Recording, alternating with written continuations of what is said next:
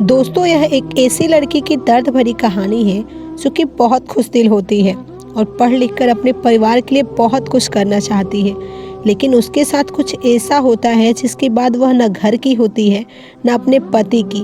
उसके अपने परिवार वाले भी उसका साथ छोड़ देते हैं। जानने के लिए ये कहानी पूरी जरूर सुनिएगा। कामनी दरवाजे के बाहर खड़ी थी, खूब सज धज कर। सामने उसे एक अधेड़ उम्र का आदमी आता दिखाई दिया।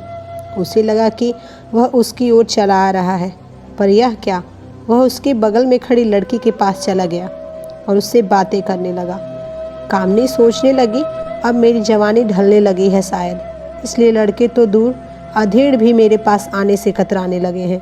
आज भी मैं कुछ कमा नहीं पाई, अब मैं दीदी को क्या जवाब दूंगी। यही हाल रहा तो एक दिन वो मुझे यहाँ से निकाल बाहर करेंगी। इसके बाद कामनी पुरानी यादों में खो गई। कामनी के माता पिता गरीब थे। उसकी माँ लोगों के बर्तन साफ करके घर का खर्चा चलाती थी। माता पिता ने कामनी को अपना पेट काट कर पढ़ाना चाहा और उसे शहर के एक स्कूल में भर्ती किया। उनका सपना था कि कामनी भी पढ़ लिख कर समाज में नाम कमाए। एक दिन स्कूल से छुट्टी होने के बाद कामनी घर आने के लिए ऑटो रिक्शा का इंतजार करने लगी। तभी उसके सामने एक कार आकर रुकी। उस कार से एक अधेड़ आदमी बाहर आया। वह कामनी से बोला, बेटी यहाँ क्यों खड़ी हो? मुझे घर जाना है, मैं ऑटो रिक्शा का इंतज़ार कर रही हूँ। बेटी तुम्हारा घर कहाँ है? वह आदमी बोला। देवनगर। कामनी बोली, मुझे भी देवनगर जाना है, हमारे साथ कार में बैठ जाओ। उस आदमी की बात सुनकर कामनी उसकी कार में बैठ गई। कार में दो आदमी और भी बैठे थे। कार को दूसरी तरफ अनजानी जगह पर जाते देख कामनी हैरानी से बोली, अंकल आप कह रहे थे कि आपको देवनगर जाना है, पर आप तो। बेटी मुझे ज़रूरी काम याद आ गया, मैं किसी दोस्त से मिलने जा रहा हूँ, तुम्हें ये लोग तुम्हारे घर छोड़ देंगे। कामनी की बात पूरी होने से पहले ही वह आदमी बोला। कार आगे दौड़ने लगी।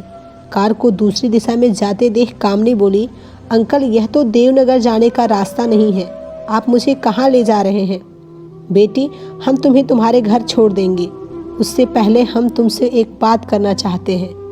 हम कोई गैर नहीं है, हम तुम्हें और तुम्हारे माता पिता को अच्छी तरह से जानते हैं। एक दिन हमने तुम्हें अपनी सहेली से कहते सुना था कि तुम हीरोइन बनना चाहती हो। तुम चाहो तो हम तुम्हें किसी फिल्म में हीरोइन का रोल दिला देंगे, तब दुनिया भर में तुम्हारा नाम होगा। तुम्हारे पास इतनी दौलत हो जाएगी कि तुम अपने माँ बाप के सारे सपने पूरा कर सकोगी।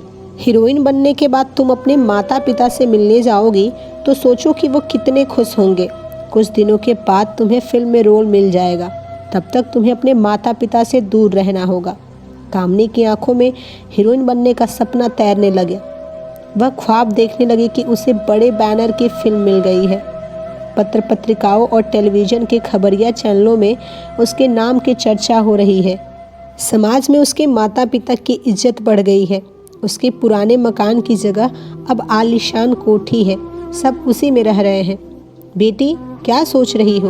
उस आदमी के सवाल ने कामनी का ध्यान भंग किया।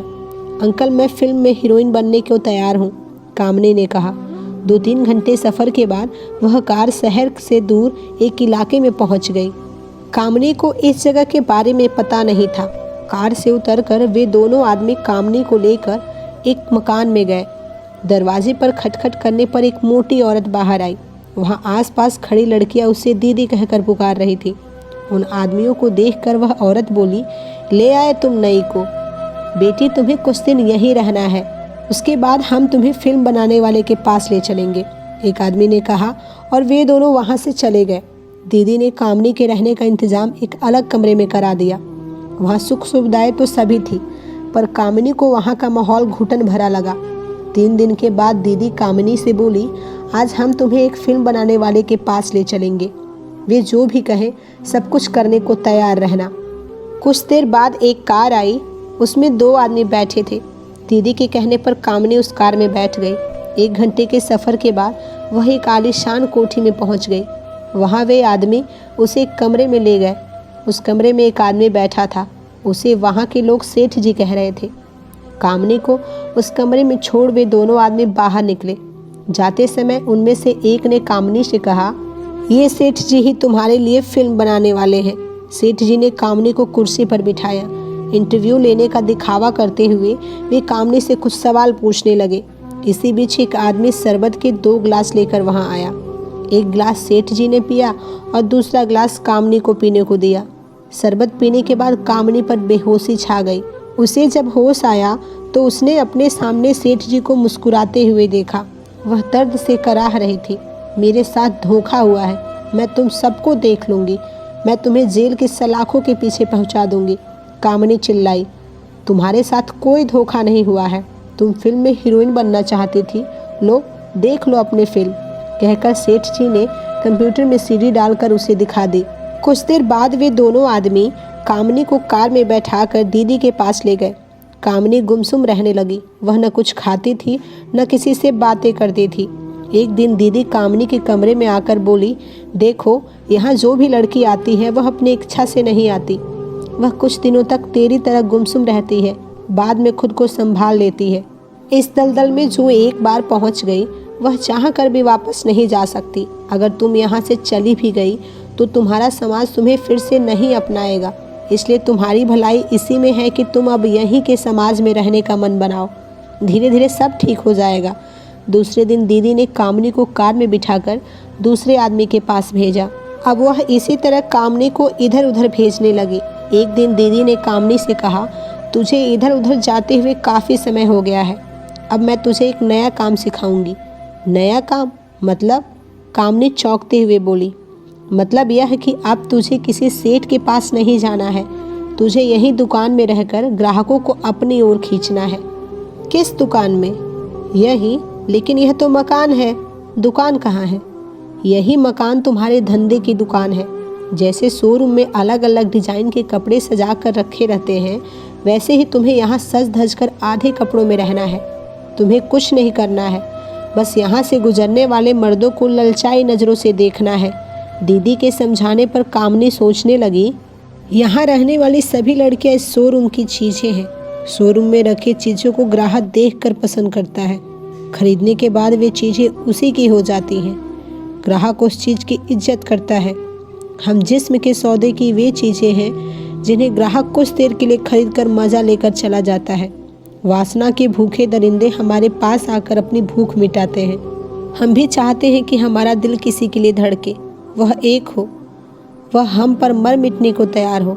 हम भी समाज के रिश्तों की डोर से बंधे। पिंजरे में बंद पक्षी की तरह कामनी का मन फड़फड़ा रहा था। एक दिन कामनी ने सोच लिया कि वह इस दुनिया से बाहर आकर रहेगी। ज़्यादा से ज़्यादा इस कोशिश में उसकी जान चली जाएगी। जिस्म के शोरूम की चीज़ बने रहने से अच्छा है कि वह मौत को गले लगा ले। अगर वह बच गई तो समाज का हिस्सा बन जाएगी। कामनी ने दीदी को भरोसे में ले लिया। अपने बर्ताव और काम से उसने दीदी पर असर जमा लिया। दीदी को यकीन हो गया था कि कामनी ने खुद को यहाँ की दुनिया में ढाल लिया है। एक दिन मौका देखकर कामनी वहाँ से भाग गई और ट्रेन में बैठकर अपने घर चली गई। इतने सालों के बाद कामनी को देखकर उसके भाई खुश हो गए। उन्होंने कामनी को बताया कि माता पिता की मौत हो चुकी है। वह अपने भाई विनोद और सोहन के साथ रहने लगी। भाइयों को दुख न पहुँचे, यह सोचकर उसने अपने बीते दिनों के बारे में कुछ नहीं बताया। कामनी का भाई विनोद एक कंपनी में काम करता था। उस कंपनी का मालिक रविंद्र नौजवान था। एक दिन वह विनोद के जन्मदिन की पार्टी में उसके घर आया। विनोद ने उससे कामनी का परिचय कराया। उसे कामनी पसंद आ गई। धीरे धीरे रविंद्र और कामनी के बीच नज़दीकियाँ बढ़ने लगी। एक दिन दोनों ने प्रेम विवाह कर लिया। रविंद्र और कामनी एक दूसरे से बहुत प्यार करते थे। शादी के बाद कामनी रविंद्र के साथ शहर में किराए के मकान में रहने लगी। एक दिन रविंद्र की कंपनी में बैठक चल रही थी। रविंद्र को याद आया कि उसकी ज़रूरी फाइल तो घर पर ही रह गई है। रविंद्र ने सुपरवाइजर प्रदीप को वह फाइल लेने अपने घर भेज दिया। रविंद्र के घर पहुंचकर प्रदीप ने दरवाजे पर खटखट की। थोड़ी देर बाद कामनी बाहर आ गई। कामनी, तू यहाँ? तूने मुझे पहचाना? कामनी को देखकर प्रदीप बोला। नहीं तो, कामनी बोली, वहाँ मैं तुम्हारे पास कई बार आया करता था। क्या तुझे यहाँ साहब किराए पर लाए हैं? प्रदीप की बात सुनकर कामनी चुप रही। प्रदीप कामनी को बाहों में भरने लगा। वह उसे चूमने की कोशिश करने लगा। परे हट जाओ मेरे सामने से, कामनी चिल्लाई। जानम, मैंने तुम्हें कई बार प्यार किया है। आज यहाँ तू और मैं ही तो हैं। मेरी इच्छा पूरी नहीं करोगी? नहीं, तुम्हें मुझसे तमीज़ से बात करनी चाहिए, मैं तुम्हारे साहब की बीवी हूँ, कामनी चिल्लाई। तमीज़ से? प्रदीप हंसकर बोला। मैं साहब को तुम्हारे बारे में सब कुछ बता दूंगा। प्रदीप बोला। नहीं, तुम ऐसा नहीं करोगे, मेरी ज़िंदगी बर्बाद हो जाएगी। ठीक है, अगर तुम अपनी ज़िंदगी बर्बाद होने से बचाना चाहती हो तो मैं जब चाहूँ तुम्हें मेरी इच्छा पूरी करनी होगी। तुम्हें यह काम आज और अभी से करना होगा। जिस दिन तुमने मेरा कहा नहीं माना, मैं तुम्हारी पूरी कहानी साहब को बता दूंगा। जाते जाते प्रदीप कामनी से बोला। अब प्रदीप रविंद्र की गैर हाजिरी में समय समय पर कामनी से मिलने आने लगा। एक दिन किसी काम से रविंद्र अपने घर समय से पहले आ गया। उसने प्रदीप और कामनी को एक साथ देख लिया। उसने प्रदीप और कामनी को बुरी तरह डांटा। उसने प्रदीप को नौकरी से हटाने की धमकी दी। प्रदीप ने रविंद्र को कामनी के बारे में सब कुछ बता दिया। रविंद्र ने कामनी का साथ छोड़ दिया। कामनी के बारे में जब उसके भाइयों को पता चला तो उन्होंने भी उसे अपने साथ रखने से मना कर दिया।